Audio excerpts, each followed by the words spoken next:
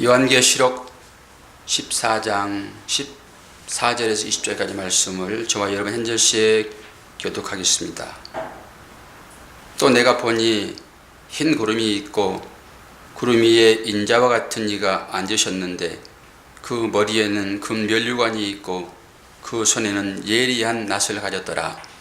또 다른 천사가 성전으로부터 나와 구름 위에 앉은 이를 향하여 큰 음성으로 외쳐이르되 당신의 낫을 휘둘러 부소서 땅의 곡식이 다 익어 거둘 때가 이렇습니다 하니 구름 위에 앉으시니가 낫을 땅에 휘두르매 땅의 곡식이 거두어지니라. 또 다른 천사가 하늘에 있는 성전에서 나오는데 역시 예리한 낫을 가졌더라. 또 불을 다스리는 다른 천사가 제단으로부터 나와 예리한 낫 가진 자를 향하여 큰 음성으로 불러 이르되 내 예리한 낫을 휘둘러 땅에 포도송이를 거두라. 그 포도가 익었느니라 하더라.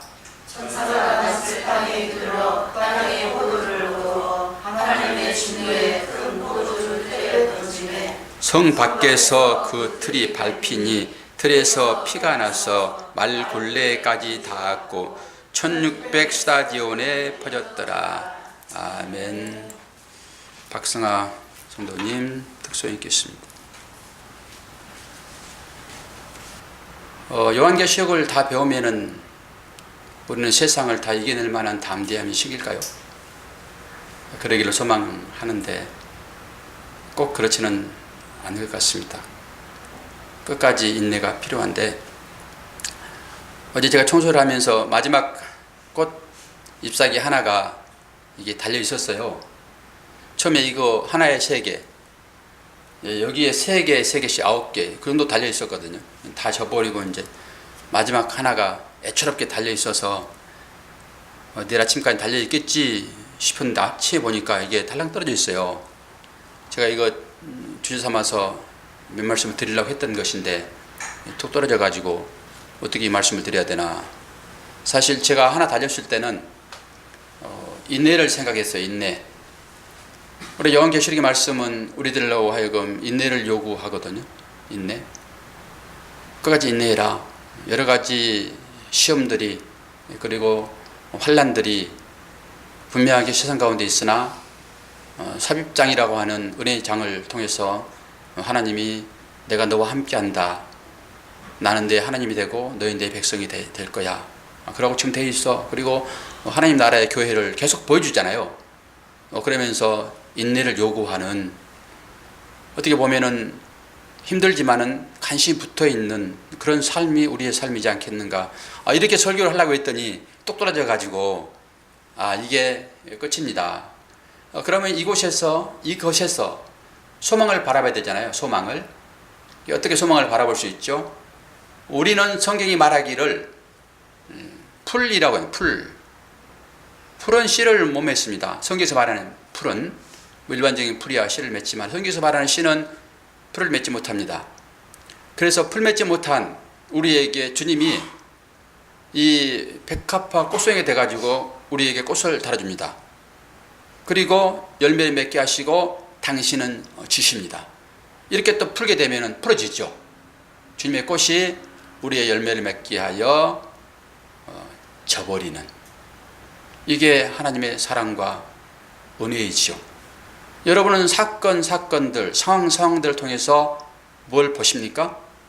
우리는 그 정도의 실력은 제가 쌓았다고 생각을 하고 여러분의 입술로 그런 고백을 하잖아요. 이것이 육적인 삶에서 영적인 삶으로 옮겨가는 우리의 신앙의 여정인 것입니다. 그러면 그렇게 얘기했다고 해서 우리가 시험에 들지 않나요? 안 그렇습니다. 우리는 늘 시험에 받게 되어 있습니다. 그래서 자다가 깨어있으라 주님 말씀하시죠.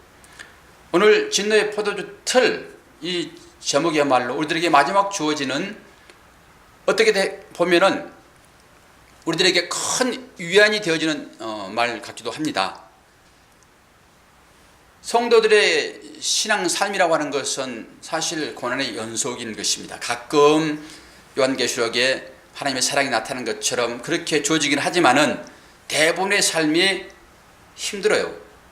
기도하지 않고서는 견딜 수 없는 상황이 우리의 삶인 것이죠.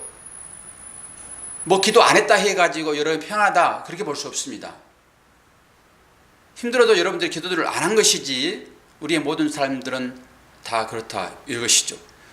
그 끝에 하나님께서 그 자녀들을 사랑하시기 때문에 그 자녀들을 괴롭혔던 그 대상들을 마지막에 심판하는 것이 오늘 제목입니다. 그 진노의 포도주 틀은 우리가 거기에 들어가는 것이 아니라 우리를 괴롭혔던, 즉 세상과 짝하며 세상 주관자들과 한톡 속으로 하나님을 대적한 대적의 무리들을 하나님께서 마지막에 이렇게 심판하겠다 이런 것이죠. 이렇게 제목을 여러분들이 딱 듣고 나니까 마음 가운데 통쾌함이 생겨야 됩니다. 그렇지도 않고 이것도 저것도 아니면은 여러분 괴롭힘을 당하지 않는 거예요. 우리가 우리의 대적을 우리 손으로 할 수 없다니까요. 우리는 원수를 사랑해야 할 사람들이에요. 그렇기 때문에 우리가 그들을 심판할 수 없습니다. 근데 하나님이 머리 위에 숯불을 올려놓거든요. 이것이 어떤 영적 의미가 또 있지만은 심판을 상징하기도 합니다. 하나님이 하신다라고 생각하는 의미에서 오늘 이 말씀 듣게 되면은 여러분들 속에 있는 것들이 좀 풀어지는 느낌을 받으시면 좋겠습니다. 성경 전체의 말씀의 줄거리는 누구를 향하여 나가냐 그랬을 때 예수 그리스도예요. 요한계시록 22장 전체 내용이 12장, 13장, 14장에 함축되어 있습니다. 요약이라고 할 수 있죠. 그러면 그게 어떤 얘기인가 하게 되면은 12장에는 여인이 아이를 낳는 장면이 나오잖아요. 그리고 그 아이가 나오면은 그 아이를 삼키려고 하는 짐승이, 용이 있었고, 결국 여인은 아이를 낳고 그 아이는 하나님 나라로 갑니다. 그리고 그 여인은 남아있는데 하나님이 특별한 피신초로 가게 해가지고 42개월, 42달, 760일을 하나님이 보호한다라고 하는 것은 양육의 과정이라고 보시면 되겠죠. 아이는 하나님 나라에 올라간 것은 예수님께서 부활하셔서 재림을 기다리고 있는 이런 상태로 보시면 됩니다. 자, 그런 과정 중에서 얼마나 여인이 그 짐승들에 의해서 고난을 당했습니까? 그리고 여인의 후손들을 지금도 짐승이 삼키려고 준비하고 있잖아요. 이것이 우리 성도들의 삶이었습니다. 그리고 그들의 어떤 힘이라고 하는 것은 우리가 상상을 초월할 정도의 강력한 것이었습니다. 죽고 싶어도 죽지 못하는. 그럼에도 불구하고 하나님의 택한 자녀들은 하나님의 힘과 하나님의 능력과 하나님의 권세로 보호하신다. 그리고 마지막에 이 성도들을 괴롭히는 그런 짐승을 징계하는 통쾌한 장면이 14장 마지막 장입니다. 그렇다고 봤을 때 우리의 성도의 삶이 어떤 것이냐고요? 예수 그리스도를 통해서 교회가 나아지잖아요. 그리고 그 나아진 교회는 짐승들의 휘하에 있기 때문에 여러 가지 고난의 현장에 있을 수밖에 없고, 그런 과정 중이라도 하나님은 그들을 지키시면서 어떻게 응원하시냐 그러면은 이겨라라고 응원하신다고요. 그리고 마지막에 주님의 재림이 임하게 되면은 오늘 이렇게 무서운 심판으로 종결되는 것이 인생이다. 그러니까 12장, 13장, 14장이 요한계시록의 핵심 장이에요. 예수 그리스도의 낳고 죽으심과 부활하심, 그리고 재림이 여기에 다 나와 있잖아요. 그러니까 중요하겠죠. 오늘 이 장이 14장 마지막에. 그리고 이 14장이 지나게 되게 되면 이제 마지막 대접장이 나옵니다. 그리고 세상은 딱 끝나고 조용해집니다. 그러면 14장, 오늘 14절, 첫 번째 14절을 보겠습니다. 또 내가 보니 흰 구름이 있고 구름 위에 인자와 같은 이가 앉으셨는데 그 머리에는 금 면류관이 있고 그 손에는 예리한 낫을 가졌더라. 그런데 이 예리한 낫, 이게 심판의 도구인데, 사실 우리가 낫을 생각하게 되면은 옛날에 추수할 때, 즉 보리비거나 나락을 빌 때, 요즘은 전부 다 농기가 있어가지고 다 기계로 다 해버리잖아요. 근데 예전에는 기계 어디 있었습니까? 전부 손으로 볐죠. 손으로. 저희 부모님들도 별을 내지는 나락을, 벼나 나락이나 같은 거네요. 볼이나 삘이나 이런 것을 빌 때는 꼭 낫을 갈았습니다. 밤에 낫을 갈거든요. 그러니까 동틀 때 이제 일하러 가야 되니까 낫을 몇 절씩 갑니다. 이세희 군선도 보셨잖아요. 낫 가는 거. 그래, 그 날카로우니까 새끼줄로 이렇게 동임해가지고 이거 붙잡고 갑니다. 저도 낫을 잘 갑니다. 저도 이제 꼴을 비로 다닐 때 낫을 갈아가지고 손재주가 있어가지고 낫을 참 잘 갑니다. 숫돌도 제가 만들게 됐습니다. 막 숫돌을 어떻게 만드는지 아십니까? 숫돌이 원래 나와 있는 건데 저는 돌을 만드는 줄 알고 돌 그냥 땅에다 밀어가지고 반듯하게 밀어서 그 숫돌 삼아서 쓰기도 하고 했는데, 숫돌이라는 돌이 별도로 있잖아요. 센 거. 그러니까 철보다 강할 수는 없으나 철과 비슷한 거. 철이 철을 날카롭게 하잖아요. 예리하게 하잖아요. 그 마찬가지로 쇠를 가려고 하게 되면은 강해야 되겠죠. 그러니까 추수하게 되면은 얼른 생각한 것이 낫입니다.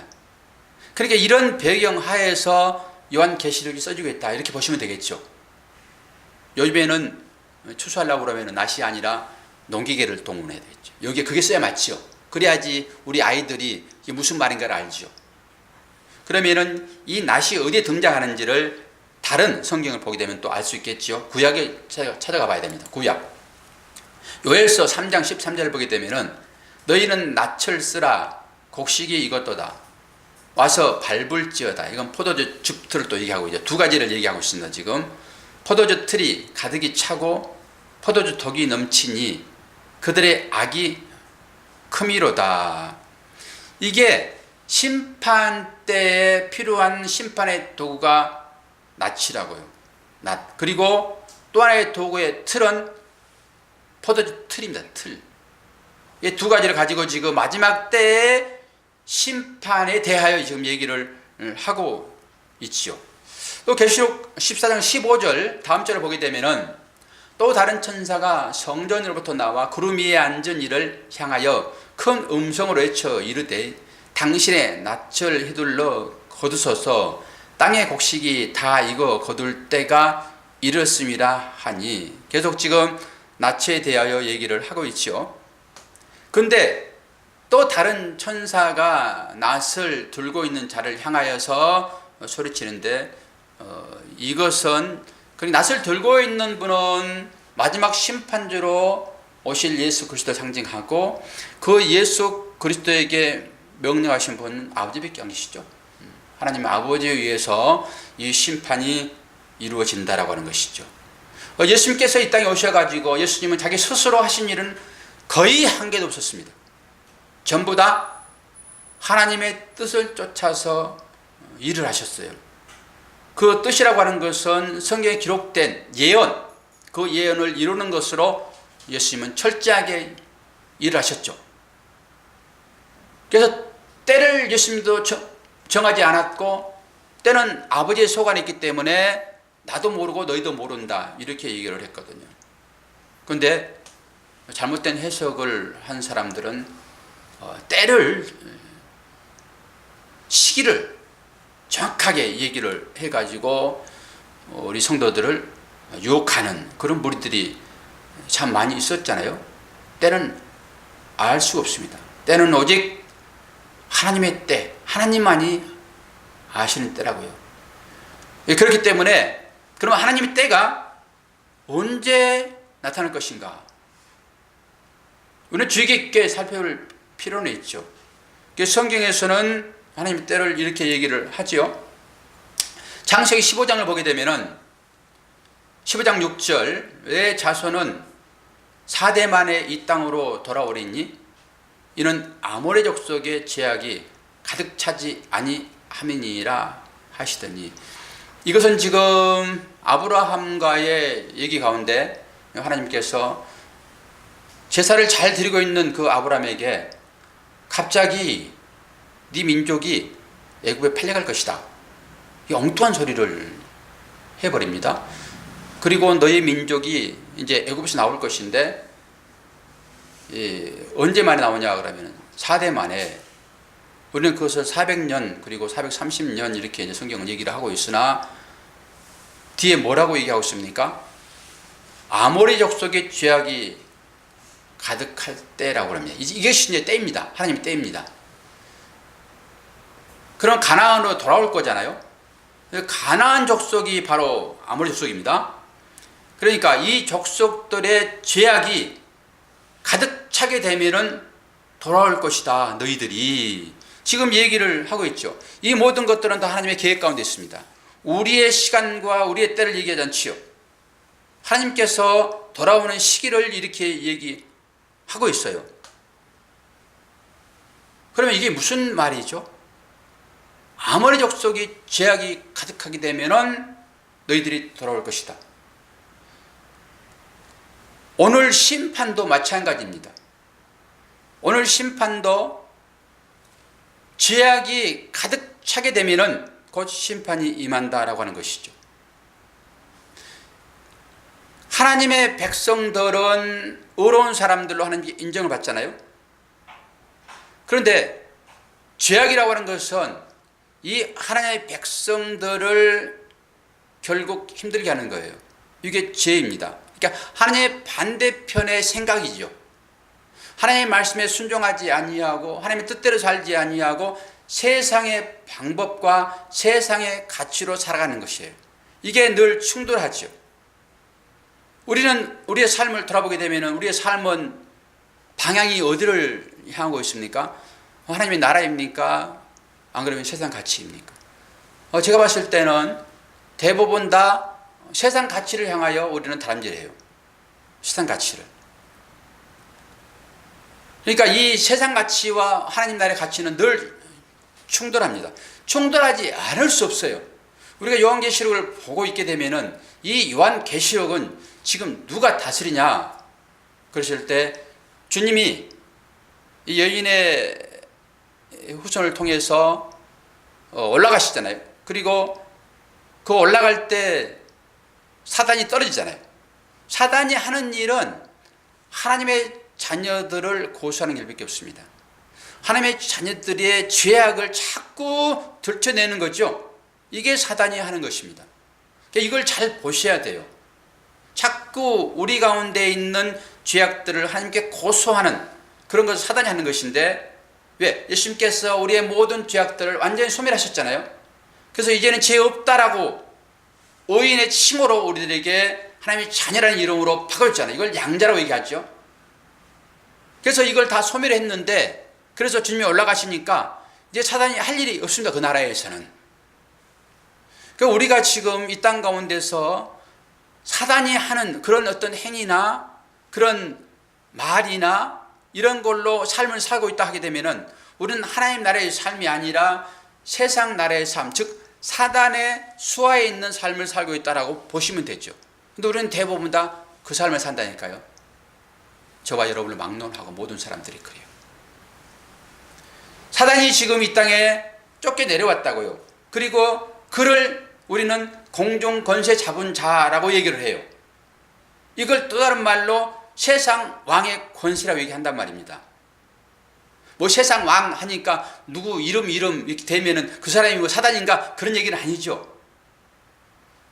세상 왕의 권세를 가지고 사단이 지금 지배하고 있는 것이 이 세상이에요. 그렇기 때문에 세상 질서와 하나님 나라의 질서는 늘 충돌하게 되어 있습니다. 그래서 제가 여러분 하나님의 말씀에 대하여 내지는 하나님의 사는 방법에 대하여 잘 모르게 되면은 여러분 세상의 질서 반대로만 사시면 됩니다. 제가 이걸 계속 강조하고 있잖아요. 그러면 딱 맞습니다. 여러분 생각해 보세요. 세상 나라의 질서의 방법이 하나님 나라의 방법과 같다 하게 되면은 곧해요 하나님의 택한 자녀들을 하나님 나라로 옮길 이유가 전혀 없지요. 이것이 하나님 나라를 건설하면 되지요.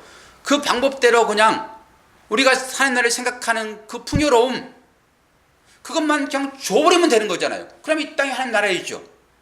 그런데 굳이 왜 하나님은 이 땅 가운데서 빼내서 하나님의 백성들을 하나님 나라로 옮기려고 하냐고요. 요한계시록 우리가 배우고 있잖아요 지금. 그래서 내 백성아 거기서 나와, 이건 바벨론을 얘기한다고요. 애굽을 얘기하는 것이고, 애굽은 풍요의 상징이에요. 바벨론도 마찬가지고, 바벨탑 여러분 아시잖아요. 창세기 배웠으니까. 그런 사람들이 얼마나 자기 자신을 높이려고 성을 쌓았어요. 그 성을 쌓았을 때 우리는 하나님께 다가가게 한 것으로 그 성을 볼 수도 있잖아요. 근데 그건 아니죠. 인간의 어떤 자존심이나 인간의 가치를 높이는 것이잖아요. 하나님처럼 되고 싶은 것이 바벨이라고요. 그게 바벨탑이고요. 그게 지금 바벨론입니다, 여러분. 그러니까 그 바벨을 하나님께서 허무시는 게 맞지요. 그래서 거기서 나오라라고 주님 말씀하시는 거예요. 거기가 어디예요? 거기가 우리가 살고 있는 세상이라니까요. 그래서 세상에서 나오라 그러는 거예요.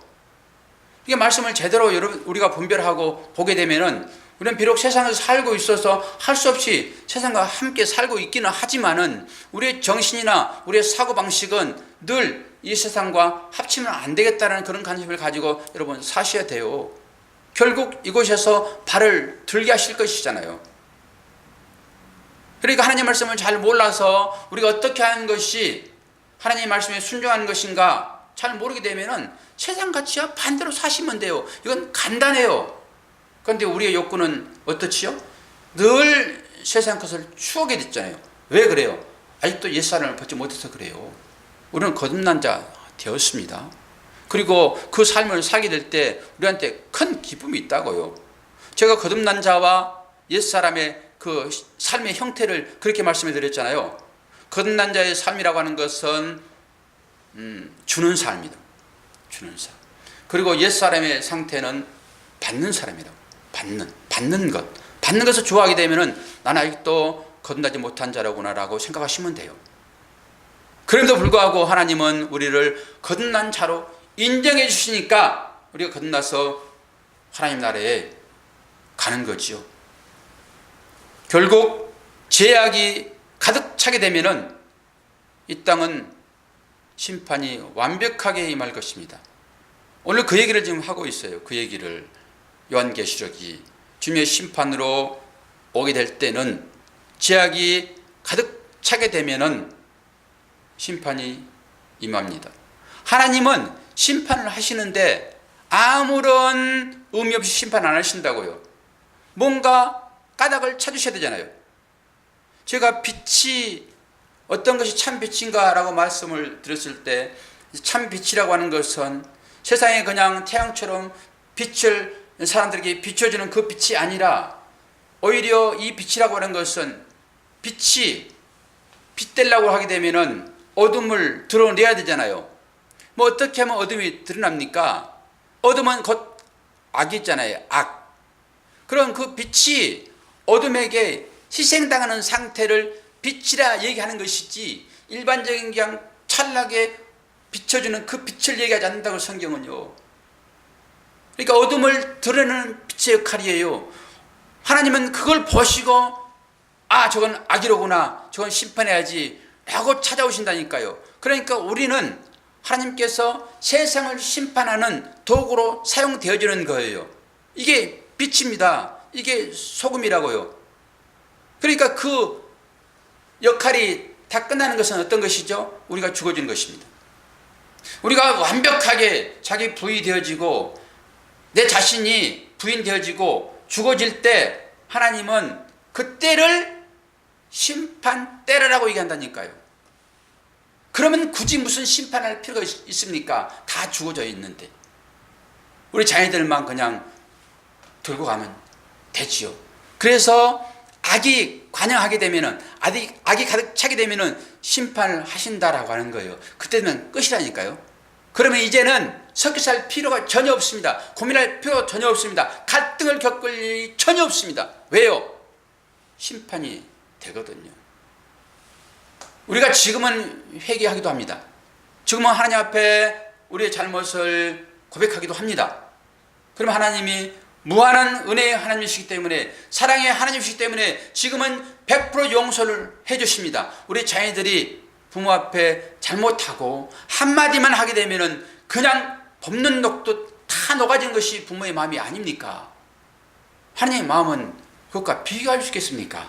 우리의 잘못된 것을 하나님께 기도하고 회개하게 되면 하나님은 다 용서하신다니까요.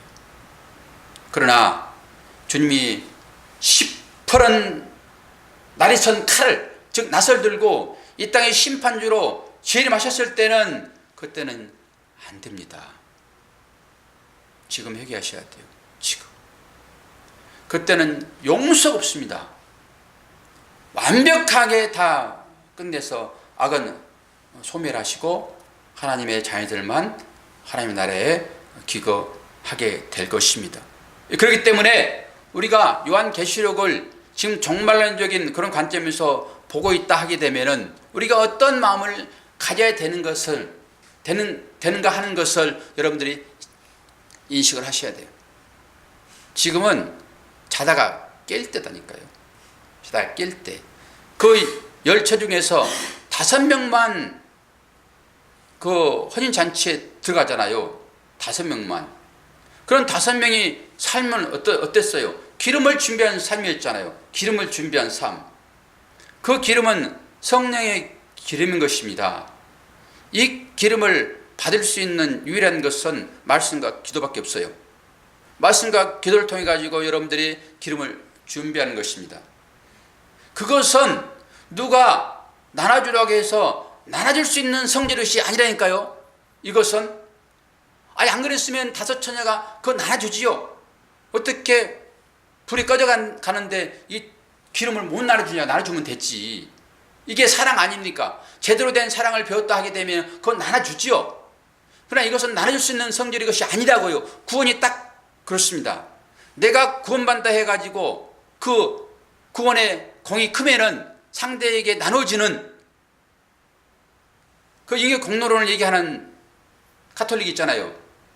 그런 방법으로 구원이 됩니까, 여러분? 구원은 하나님과 나와의 관계라고요. 내가 온전하게 하나님으로부터 칭의 받을 때만 구원이에요. 이것을 기름이라고 그래요. 이건 나눠줄 수 없어요.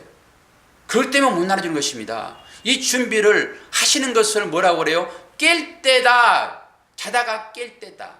그냥 실컷 육신적인 잠을 자지 말라 이런 얘기가 아니죠.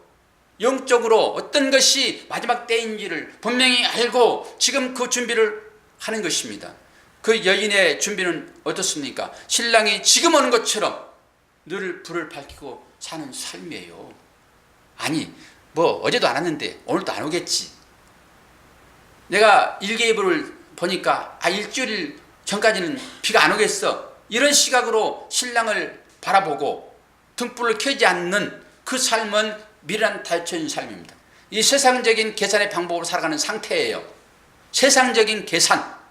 그러나 5 처녀는 그것 생각하지 않고 이 기름 생각하지 않고 언제든지 신랑이 오게 되면 내가 그 신랑을 맞이하리 라고 나의 삶을 바치며 살아가는 이 삶이야말로 깰 때 깨는 삶이다라고 얘기를 하면서 너희들이 지금이 자다가 깰 때야라고 얘기를 하고 있습니다. 또 다른 말씀으로 보도록 하겠습니다. 요한계시록 14장 18절에서 20절. 또 불을 다스리는 단천사가 제단으로부터 나와 예리한 낯가진 자를 향하여 큰 음성으로 불러 이르되 내 예리한 낫의 힐로 땅에 포도송이를 거두라. 그 포도가 익었느니라 하더라. 천사가 낫을 땅에 휘둘러 땅에 포도를 거두어 하나님의 진노의 큰 포도주 틀에 던지매 성 밖에서 그 틀이 밟히니 틀에서 피가 나서 말 굴레까지 닿았고 1600 스타디온에 퍼졌더라. 무서운 심판의 명령입니다. 뭐라고 하고 있습니까? 포도가 익었으니 포도를 추수하여 포도주 틀에 놓고 밟아라. 하나님께서 마지막 때에 죄인들을 하나님의 진노의 포도주 틀에 놓고 밟겠다라고 하는 것입니다. 그 당시에 포도는 그쪽 지방, 중동 지방에는 물이 귀하잖아요. 그래서 포도주나 포도즙이 그들에게 음료수였습니다. 그래서 포도를 많이 심었고 포도는 또 척박한 땅에서 낳기도 하잖아요. 그래서 그거 이제 때가 되게 되면은 이 포도즙 틀에 담고 누르는데 어떤 식이냐 그러면은 밑에다가 이제 돌을 깔고요. 그리고 포도를 거기에 이제 잘 익은 포도를 넣고 또 위에 돌을 또 얹습니다. 그래가지고 위에서 사람들이 밟습니다. 지금도 지난번에 한번 그 영상을 보니까 오랜 포도주를 이제 설명하기 위하여 방송에 한번 이렇게 나왔는데 옛날에 그 방법을 써서 이렇게 하더라고요. 사람들이 가가지고 장화 신고 막 진하게 밟아요. 그러니까 난리죠 뭐. 그러니까 그 방법을 지금 마지막 때 심판의 때다라고 얘기를 해주고 있는 거예요. 그러니까 우리는 지금에야 뭐 이런 상황을 인식을 하고 보고 하니까 그런 식으로 재배하고 수확하고 포도주를 만드는구나 라고 생각되어지지만은 그들의 이게 삶이었다니까요. 그러니까 요한계시록은 그들의 삶의 연장선상에서 심판에 대해 설명하고 있어요. 그러니까 다른 설명이 굳이 필요 없죠. 바로 이렇게 하게 되면은 이게 뭔지를 알잖아요. 낫을 가지고 당연히 포도 수확해 가지고 그 즙틀에 넣어서 밟게 되면은 어때요? 거기서 으깨지는 그 피튀김 같은 그런 일이 있을 거잖아요. 그러니까 그 철 되게 되면은 남자들의 발은 온통 빨갛게 물어졌답니다. 남자들의 발은 대부분 남자들이 그 일을 했으니까.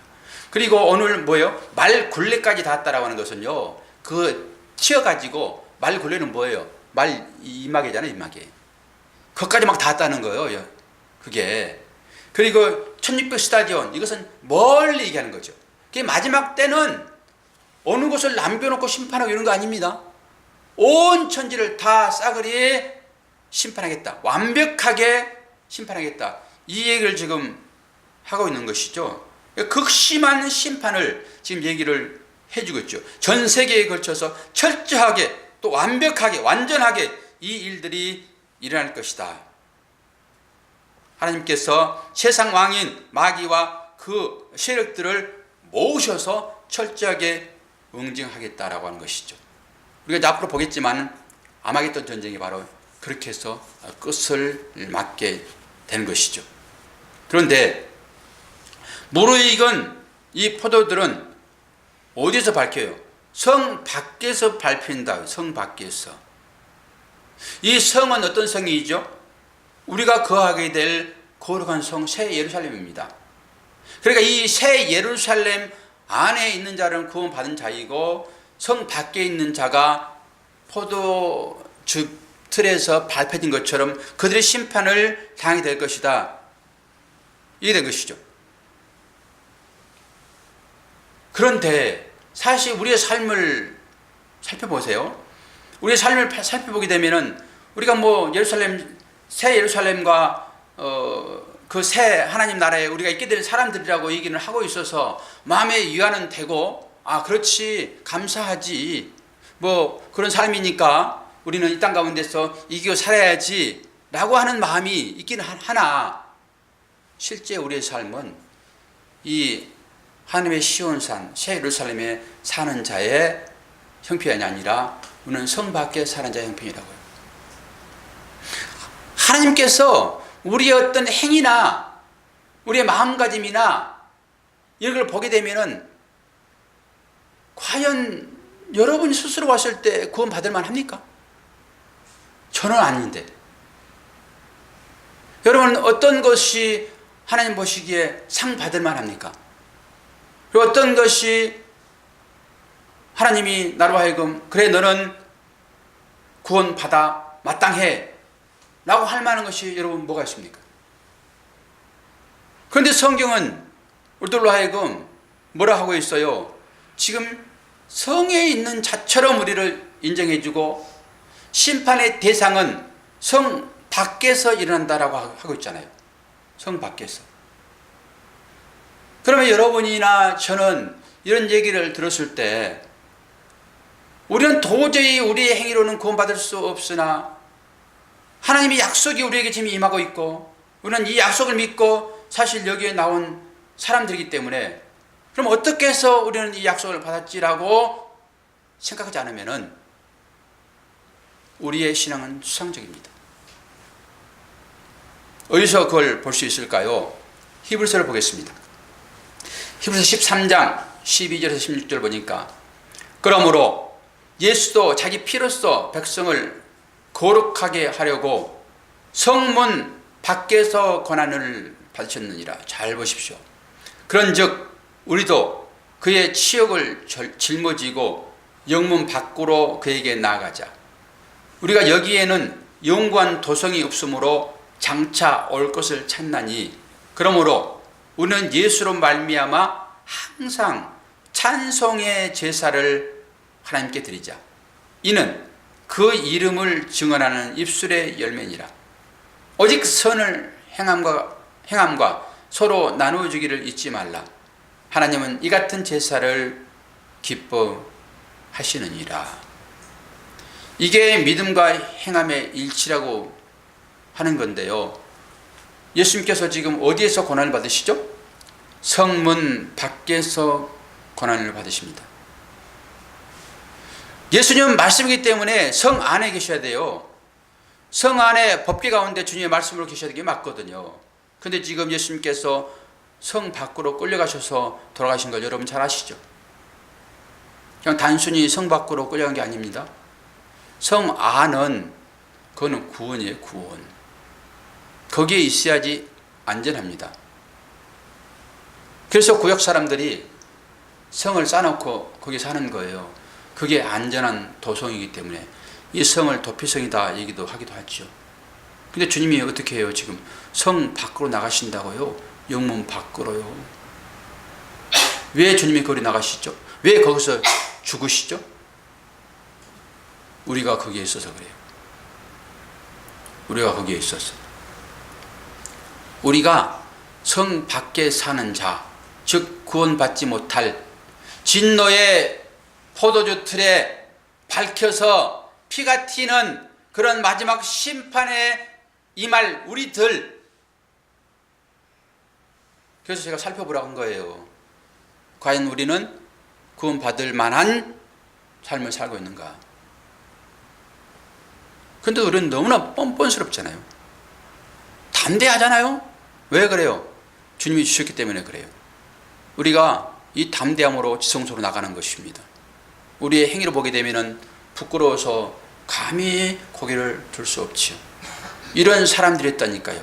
그런데 심판받아 마땅할 낫으로 잘라져서 포도주 진노의 틀 속에 넣어지고 밟아가지고 피가 튀는 말 구육까지 내지는 1600 스타디온 그 심판의 지경에 처해 있는 우리들을 하나님이 끊어 안으시고 대신 죽으신 것이 주님이세요. 주님이세요. 여러분은 어디에서 구원받으셨습니까? 이런 구원의 기쁨과 확신이 여러분과 저한테 있습니까? 내 삶을 잘 살펴보셔야 돼요. 그리고 이제는 16절 말처럼 오직 선을 행함과 서로 나누어 주기를 잊지 말라. 하나님은 이 같은 제사를 기뻐하시느니라. 죽을 수밖에 없는 심판 가운데 있는 그 우리들을 구해내시고 주님이 마지막 우리들에게 하시는 말씀은 선을 행하되 서로 나누어 주기를 잊지 말라. 이 제사야말로 하나님이 기뻐하시는 제사이다. 그래서 주님도 계명을 주셨는데 새 계명을 주시잖아요. 내 이웃을 내 몸처럼 사랑하라. 이것이 나눠주는 삶입니다. 물질이 있으면 물질 나눠주시라. 여러분들이 내 진리가 있으면 진리를 나눠주셔야 됩니다. 이게 서로 사랑하는 거예요. 시편 2장 22절은 인생을 이렇게 얘기합니다. 너희 인생을 의지하지 말라. 그의 호흡은 코에 있나니 수에 칠 가치가 없느니라. 여러분 지난번에 연습 한번 해봤잖아요. 제일 빨리 죽으신 분이 오윤숙 권사님. 그때 몇 초 사셨어요? 제일 오래 사신 분이 김지원 집사님 2분 정도 사셨잖아요. 그때 설교 들어보면 다 나와요. 초식에 다 갖고 재봤잖아요. 제일 오래 사신 분이 2분 몇 초 살았다고요. 그것은 내 의지로 사는 삶이에요. 나는 내 의지로 사는 것은 2분도 못 살아요. 2분도 하나님의 은혜 가운데 살고 있어요. 그리고 이 인생은 코에 숨 끊어지면 끝입니다. 여러분 무슨 대단한 걸로 생각하지 마십시오. 육신이 그런 거라니까요, 여러분. 육신을 위해 여러분 뭘 하시려고 그러세요? 육신의 것은 전부 다 불타버릴 것입니다. 옛날엔 전부 화장했는데, 아니 매장했는데 요즘은 거의 화장하잖아요. 제가 가만히 시대를 살펴보니까 때가 임박했다 이 생각이 들어갑니다. 옛날에는 길었습니다. 매장했단 말이에요. 그러면 화장은 뭐예요? 성경 말씀에 전부 다 불시험을 통과한다고 되어 있습니다. 구원은. 우리는 보여지는 것으로 보이지 않는 것을 보는 거라니까요. 그러면 이 화장이라고 하는 것은 뭐예요? 사람들을 다 태우는 거잖아요. 제가 심판을 보았습니다. 거기서 마지막에 전부 다 이렇게 끝내겠구나. 그런데 이게 지금 거의 가까이 왔어요. 그러면 심판의 임박성을 여러분들이 그런 곳에서라도 보셔야 한다니까요. 그냥 꽃 하나 떨어진 것도 단순한 것이 아니라 이 가운데 사인이 들어있고, 그 화장한 것도 하나님의 사인이 들어있고, 여러분 삶 하나하나에 다 사인이 들어있다고요. 그걸 보시고 여러분들이 해석하셔야 돼요. 그리고 이제 불타버릴 것들로 여러분 소망 삼지 말고 이제 영원한 것에 여러분의 초점을 두고 사시는 것이 마지막 심판 때를 기다리는 우리인 것이에요. 예수님 이것 받으세요. 뭘 드리려고 하십니까 여러분? 오직 드릴 수 있는 것은 믿음 한 개라니까요. 믿음 한 개. 믿음 한 개 가지고 가는 거예요. 그 믿음은 불탈 게 아니에요.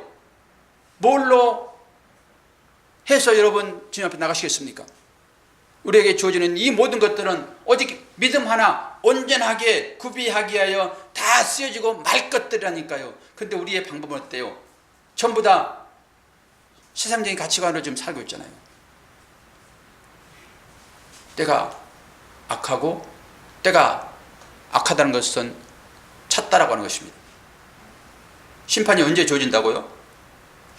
악할 때요. 악이 가득 차게 되면요. 나는 아직 선이 많아. 아직 멀었습니다. 여러분 마음 가운데. 여러분 마음 가운데 악이 가득 차면은 하나님이 분명하게 그걸 도구 삼아서 여러분을 심판하실 것입니다. 이 역설을 이해하시지 못하면은 하나님 말씀 없어요. 이 역설을 여러분 이해하셔야 돼요. 이 두 가지 역설을. 오늘 말씀의 제목이 뭐라고요? 진노의 포도주 틀이요. 우리는 거기에서 죄됐어요. 우리의 행위를 보게 되면 도저히 거기에 들어가가지고 밟혀서 피가 튀는 그런 어려움을 겪겠으나 하나님은 무슨 은혜로 우리를 구원했냐고요. 그들보다 훨씬 못 산다니까요. 그들보다 여러분 잘 사신 걸 생각하십니까? 더 못 살아요. 속은 우리가 그 믿지 않는 사람들은 술 한잔 먹으면 풀어버려요. 유수사님 술 한잔 드시고 다 푸세요. 제가 예언하는 거지. 예언. 속에 뭐 있는지 모르지만 우리는 술을 못 먹기 때문에 풀지도 못하네. 어떻게 이 믿지 않는 세상 사람들과 믿는 사람들과의 차이를 어디서 보시겠습니까? 우리는 다 넘어갔던 사람들 아닙니까? 이불이 넘어갔다. 소에 숨 끊어지면 끝날 이 인생 대단한 거 아니 여러분? 심판을 생각하시면서 이제부터는 주님의 사랑으로 우리가 늘 얘기하잖아요. 나를 비워서 상대를 채워주는 상대의 기쁨 가운데서 내 기쁨을 찾는 마지막 설악산의 지겠군. 그 사람이 어디서 기쁨을 찾았습니까? 상대의 기쁨을 통해서. 내가 하는 그 행동이 상대를 기쁘게 했거든요. 근데 내가 직접 갖는 그 기쁨보다는 내가 줌으로 인해 가지고 상대가 기뻐하는 그 기쁨이 훨씬 크더라. 이걸 아는 사람은 여러분 줄 수 있습니다. 그 기쁨이 하나님 나라의 삶이에요. 이 심판을 대비하는 삶, 그거 가지고 여러분 주님께 나가시기를 축원합니다. 기도하겠습니다. 하나님 아버지, 마지막 때는 포도가 예리한 낫에 의해 잘라지고 포도즙 틀에 밟히는 것으로 끝난다라고 하는 이 엄연한 사실을 우리에게 주님 말씀하십니다. 우리가 이 마지막 시대를 살면서 어떤 방법으로 살고 있는지 다시 한번 돌아보게 하시고 잘 준비하여 참 신랑 되신 그 주님의 품에 안길 수 있도록 은혜 베풀어 주시옵소서. 예수 그리스도 이름으로 기도하옵나이다. 아멘.